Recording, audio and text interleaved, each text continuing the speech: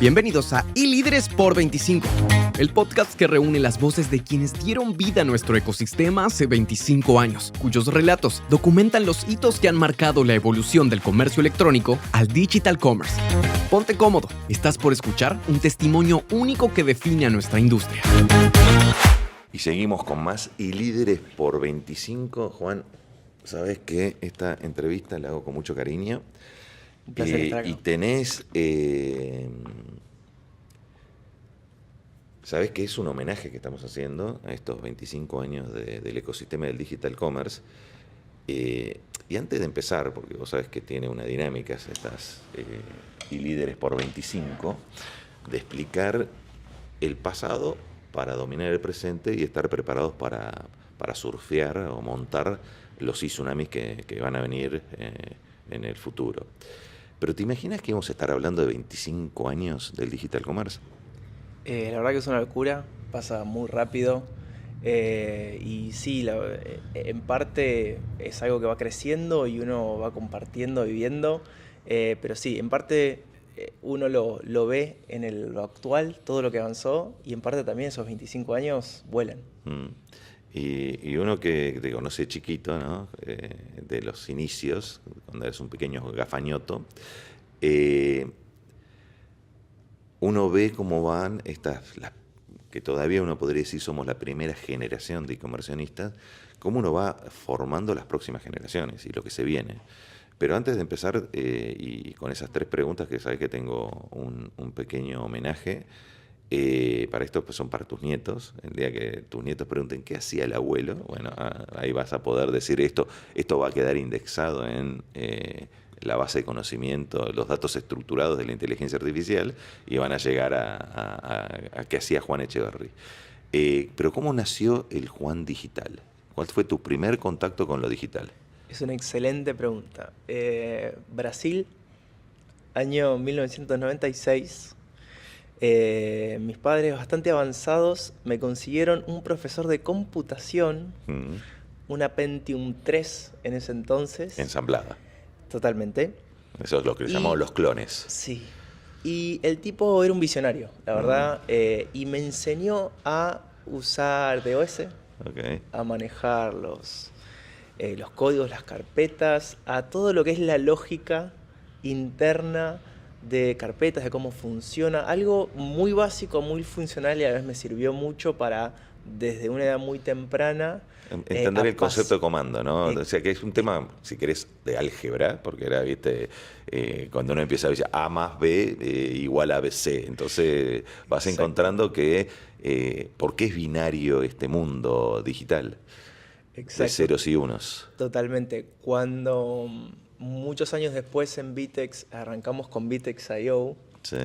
me hacía mucha gracia que justamente me hizo acordar a mis 7 años cuando hacíamos los comandos justamente para instalar, dar de baja aplicaciones, porque era un DOS tuneado, digamos, ¿no? Entonces ahí empezó todo. Todo un tema de lógica, ¿no? Por eso uno dice que los algoritmos, o sea, y el pronteo, tiene que ver también con esa lógica. ¿Y cómo llegó el Juan Piloto? ¿Cuál fue tu primera escudería? ¿Escudería karting o qué? Arranqué en realidad con una micropyme propia, una agencia de marketing digital. En ese momento, estamos hablando 2011-2012, se venían a full las redes sociales. Las generaciones anteriores no lo entendían muy bien. Nosotros, con mi hermano y un socio más, veníamos del mundo publicitario y de marketing, así que nos juntamos y arrancamos con ese proyecto de una agencia digital.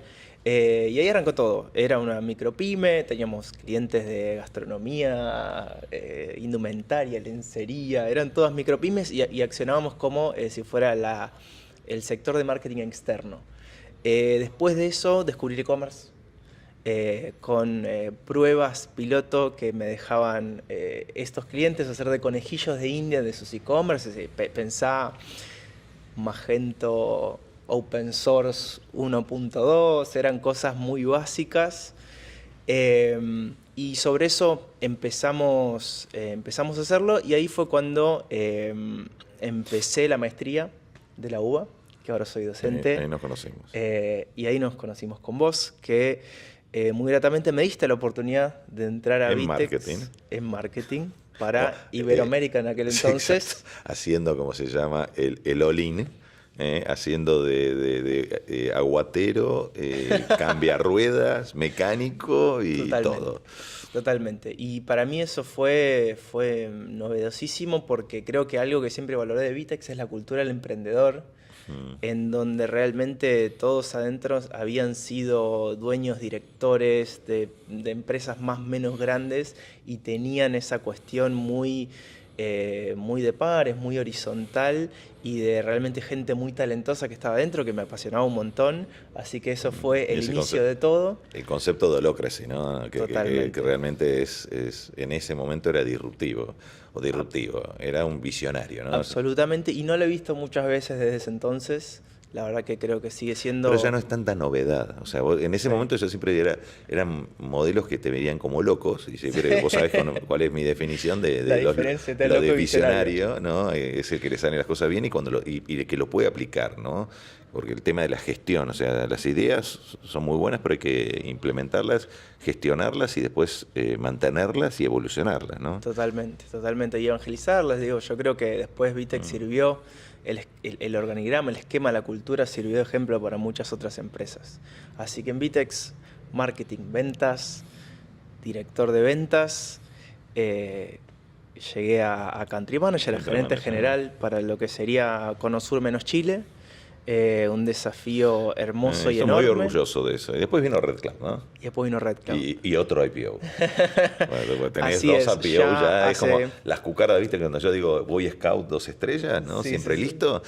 Uno va poniendo las cucardas, ¿no? Así Encima es, de, así es. de- En marzo de este año, IPO en Nasdaq con Red Cloud y obviamente el de mirá vos, esa- 2021 interesante. en Tenés Nice y Nasdaq, Nice viste y las Nasdaq, dos. sí, sí, Voy sí. juntando fichitas. Así que sí, ahora Red Cloud, el rol como gerente general para Argentina también. Así que otro mundo más volcado a supply, a B2B, a consumo masivo. Pero digamos, yo siempre digo, como un primo hermano del e-commerce y yo creo que en algún momento se van a terminar uniendo, digamos, cuando desaparezcan los modelos de negocio, los canales y sea toda Estamos una en eso. cuestión Ahí vamos a entrar, de ahí va. fusión digital. Vamos a hablar de eso porque sabes que para poder llegar a ese homenaje tenés que responder 3 preguntas. Más que 3 preguntas, tenés que elegir 3 momentum dentro de estos 25 años que fueron, y te lo voy a meter más por el lado de plataformas o por el lado de, si querés, transformación digital, que fueron anabólicos o aceleradores de este ecosistema, ¿no? Que van desde la nube hasta, si querés, los datos, los petrodatos y la inteligencia artificial. Así que vos podés elegir. Bárbaro. ¿Cuáles serían para vos y en qué línea de tiempo y por qué? A ver, voy a empezar con el obvio que es la pandemia. La verdad que Pero sabes que la pandemia me lo ponen y te Sí, lo sí, tomo, pero te lo tomo desde un punto de vista de una CDC al cuadrado, ¿no? Un antes, un durante y un después del COVID-19, pero que no es algo que nació de nuestro ecosistema. Que No, es algo totalmente. ajeno. Yo Te creo lo tomo, que pero lo no único están que dentro de los 3 cambió- momentos. Lo que cambió fue el apetito de las empresas para evolucionar digitalmente. Pero estás de acuerdo que fue un cambio de era. Sí, Fue un totalmente. antes y un después. Totalmente. Pero ese te lo tomo y vos decís por el apetito. Sí. Está perfecto, pero si querés te doy 4 Dale, momentos. dale, no, volvamos. A ver, yo creo que el primero boom redes sociales allá por 2008, Sí. yo creo que eso, la cuestión del famoso prosumidor que se iba dando en ese momento, fue un cambio de paradigma en la forma como comunicaban las empresas y cómo tenían que de repente empezar a tener una entidad, una forma mucho más clara, un tono, un mensaje, que era algo que desde la publicidad controlada era mucho más fácil de hacer. Y yo creo que ahí se generaron grandes empresas y también cayeron muchas otras que no supieron adaptarse. Creo Déjame que te hago, porque sabes Sí. que yo vos lo decís en primera persona y yo lo desarrollo en Génesis de un futuro digital, en esta colección de 25 libros que nacieron como 25 capítulos y después por todo lo que habla Juan se terminó haciendo, viste, la incontinencia verbal que tenemos, se terminó transformando en 25 libros, y porque aparte nuestra historia merece, estos 25 años merecen estos 25 libros, que acá, para que aquellos que no los vieron todavía, son estos libros. Juan se lo está llevando firmado, que los tiene en distintas dimensiones, analógico, digital, con inteligencia artificial, en formato de audiolibro, estas entrevistas que son más de 250 que venimos desarrollando en profundidad, pero ustedes lo cuentan en primera persona y yo necesito escarbar en cada uno de los puntos. Redes sociales y esa ola de las redes sociales, coincido, fue uno de los momentos y tenemos un libro dedicado a eso. Pero viene como viste, decimos que estos momentos son como si fueran momentum, les llamamos, son como si fueran movimientos tectónicos. Sí. Eclosionan y se mueven entre ellos, y de repente, cuando se juntan todos, hacen una gran, si querés, tsunami, un gran movimiento tectónico que transforma todo. Las redes sociales transforman todo porque vinieron con otro movimiento que fue, si querés, los dispositivos móviles, mobile, o el mobile first y todo lo que fue la revolución mobile, y esa ubicuidad que dio el celular inteligente, que empezó a decir, porque hubo una migración, uno se olvida que antes salías con cámara de fotos. Tal cual. Reemplazó la cámara de fotos, y podías compartir esas fotos en tiempo real, y creabas comunidad, y se generó el hábito de uso que apoyó después al consumo, porque cambió el hábito de uso en la parte, si querés, de entretenimiento, comunicación, interacción, generación de contenidos, etcétera, etcétera. Empezaron a ver el concepto de influencer, porque empezó ahí a salir después.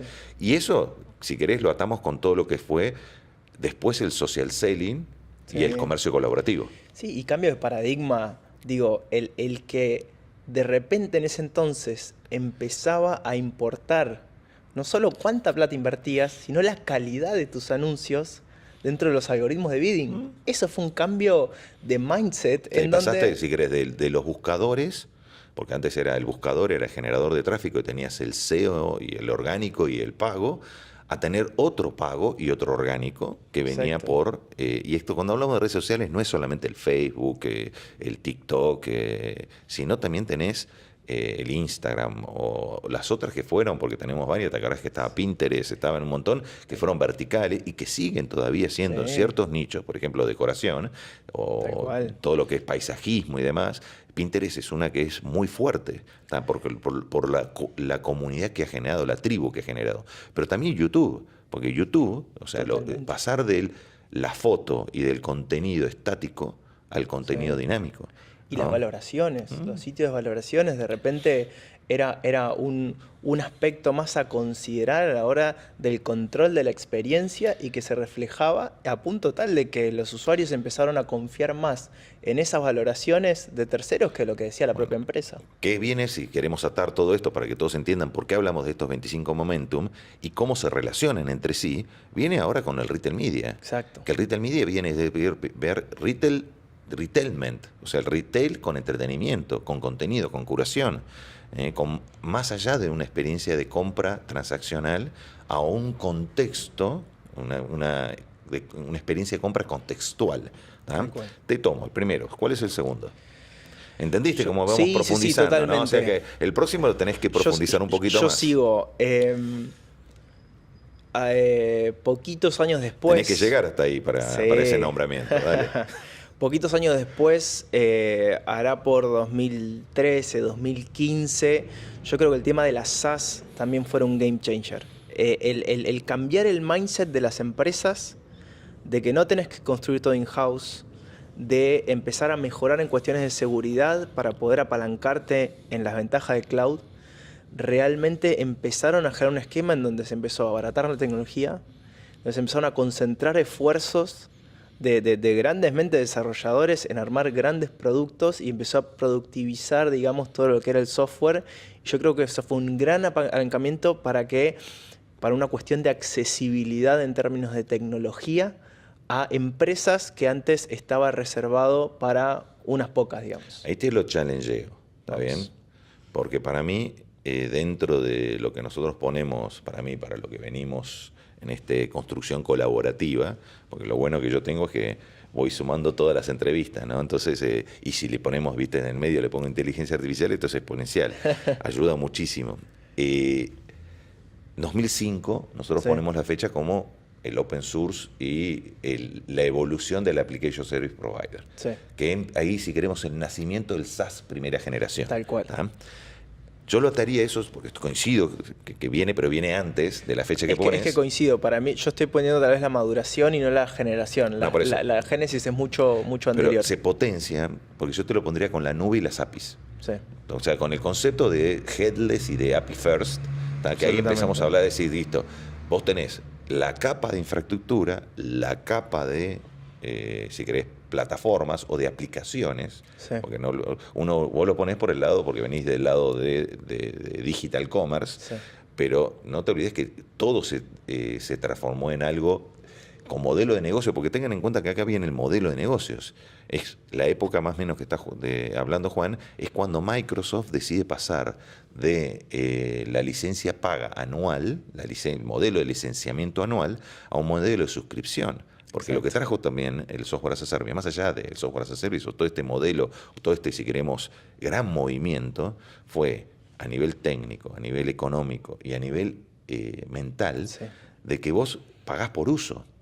Salís del Exacto. OPEX, salís del CAPEX al OPEX. Sí, sí, sí. ¿Tá? Entonces, ese concepto De hecho, que se impacta puede en el decir PNL. que el prototipo conceptual de eso es la sociedad líquida de Bauman, Sí. que lo había escrito 3 décadas antes, porque yo creo que esa fue la aplicación en el mundo corporativo. Viene ahí, ¿viste? Me diste para poder hacer Sí. bien profundizarlo, porque estas analogías las hago dentro del libro. Claro, porque para mí fue una aplicación a nivel de negocios de algo que ya estaba en la sociedad y que ya no nos interesa, y sobre todo a las nuevas generaciones, ser dueños de cosas. Bueno, esto es Nosotros interesante, usamos cosas, Esto es interesante. vivimos experiencias, Exacto. y ese cambio generacional después se terminó reflejando, creo, en este cambio generacional de la SaaS, el pago por uso y todo lo que hoy ya naturalizamos. Y lo que se viene ahora, porque tenés ahí la economía colaborativa, el hecho de decir, bueno, porque tengan en cuenta que ahí nace también, y vamos a ponerlo, ciertos modelos, que son los modelos de economía colaborativa, que van desde nunca hace 15 años atrás se me hubiera imaginado subirme al auto de un extraño, ir a la casa de un extraño, ¿entendés? Y todo lo que está sucediendo, que si querés una evolución del leasing, porque el leasing siempre existió. Sí, Y esto sí. es lo que está diciendo Juan, que los ciclos económicos se van repitiendo, que uno va reciclando, refritando cosas, si querés, potenciadas por la tecnología, por estos momentum, porque uno se va, Sí. tenés el boom de los celulares, tenés el boom de las redes sociales, tenés el boom de los buscadores, tenés el boom, cuando vas generando esos boom y esos momentum, se van potenciando entre sí. ¿Y cuál es el tercero? Y yo creo que el tercero es, tal vez hará 5 años, y es un poco la mejora en la capacidad de cómputo y lógica de las máquinas. Yo creo que ese fue el gran game changer. O sea, hoy el reflejo tal vez más claro es la inteligencia artificial. En la capacidad de procesamiento y almacenamiento. Exacto. ¿Tá? Que sumado, si querés, a la velocidad de conexión, se potencia. Exactamente. ¿Tá? Y ahora ya tenés, creo que, todos los elementos, porque uno siempre ve que, si se quiere, la parte lógica conceptual de la inteligencia artificial está hace décadas, si no más de 100 años. Y lo que cambió hoy fue realmente poder procesarlo a precios en donde hoy ya podés incorporarlo en la cotidianidad y en el negocio. Y asimismo la capacidad de cómputo. El CEO de NVIDIA decía la otra vez que ellos lograron mejorar 30 veces la capacidad lógica, no física, de la capacidad de cómputo, y que el gran dilema era si hacerlo o no, porque eso podía significar 30 veces menos de compra, pero no. Lo que se terminó dando cuenta es que eso generó todavía más demanda de sus productos, y entonces creo que esas cuestiones de de lo cercano, lo cotidiano, que se transforma ese poder en capacidad de cómputo y almacenamiento, termina siendo un game changer para poder implementar cuestiones como GenAI en todas las cosas que hacemos, ¿no? Y esto tengamos en cuenta que le ponemos la dimensión, si querés, de la conectividad omnipresente, porque hoy estamos con el concepto de conectividad omnipresente. Hoy sabés que, no sé, Starlink tiene más de 4.000 satélites dando vuelta y lanza 600, 700 por año de órbita baja, que nos va a permitir salir del dispositivo, supercomputador de bolsillo, Sí. para tener un dispositivo wearable tipo estos que son los Meta, Sí. Ray-Ban Meta, que tengan conectividad. Sí, Y que sí, esto sí. que cuesta 200, eso cuesta 1.000 y algo, 1.200, 1.300, depende de lo que compres. Esto va a terminar costando 300, 200, el que es Ray-Ban. El que no es Ray-Ban, por marca, Sí, sí, sí. va a terminar costando mucho menos. Sabes que los video podcasts, si nos están viendo en el canal oficial de YouTube, si no los podcasts, si están en Spotify, tienen que tener una duración. Así que vamos ya, te ganaste este pequeño homenaje que es... Vos tenés dos, porque vamos a ver qué es nombrarte oficialmente el Ayrton Senna del Digital Commerce. Muchas gracias. Y para eso tenés que responder esta pregunta que es, ¿cómo ves el ecosistema hoy? ¿Y cómo lo ves dentro de los próximos 5 años? Yo creo que en parte veo el ecosistema maduro, pero al mismo tiempo con un desafío enorme. Yo creo que hoy la cuestión de inteligencia artificial va a realmente... va a ser un sismo en términos de cómo están conformadas las empresas, de lo que hacen. Y ¿Con qué lo comparas inteligencia artificial dentro de los sismos que hemos vivido?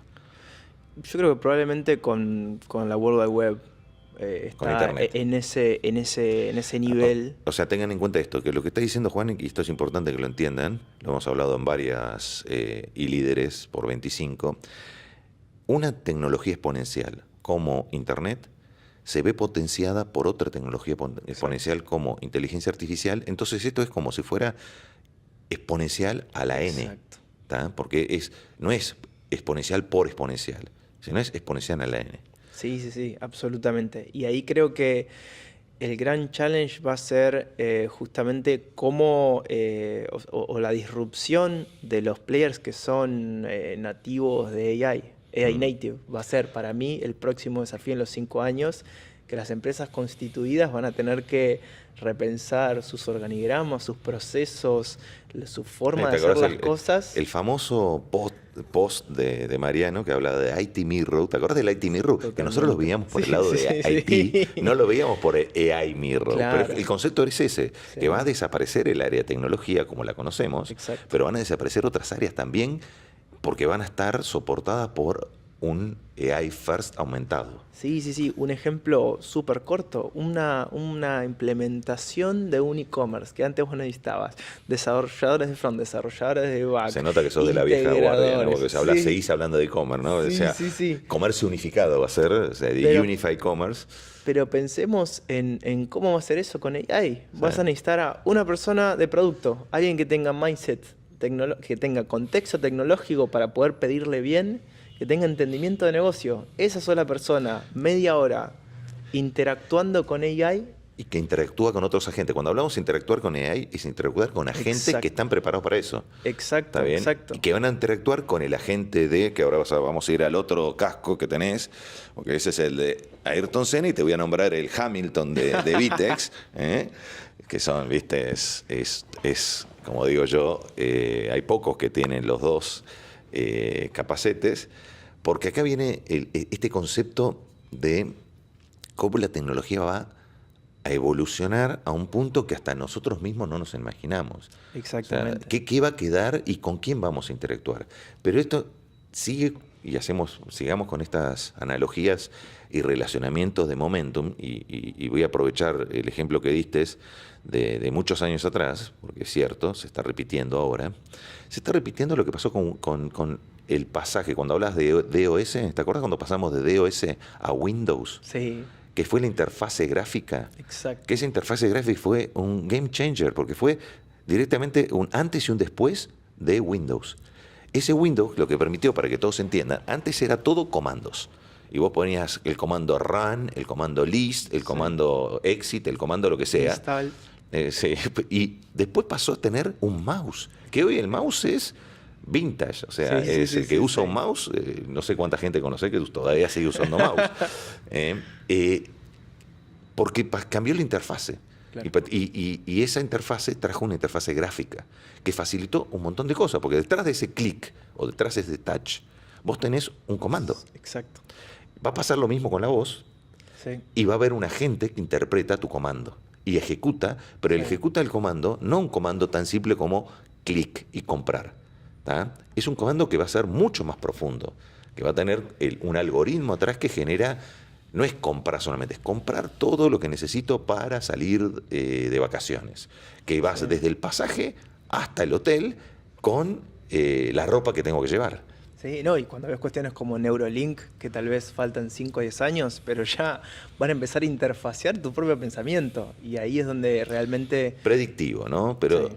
ahí va a estar el gran desafío de cómo uno configura o cómo uno, qué motor, o sea, cuál es el lenguaje, el modelo de datos, el modelo de inteligencia artificial en este caso, y cuál es el LLM que tenemos atrás, ¿no? Que son las capas, no nos olvidemos que estos son como capas. Pero para que tengan en cuenta, y esto para ir cerrando este video podcast, pero entender el concepto, es lo mismo que pasó con mobile.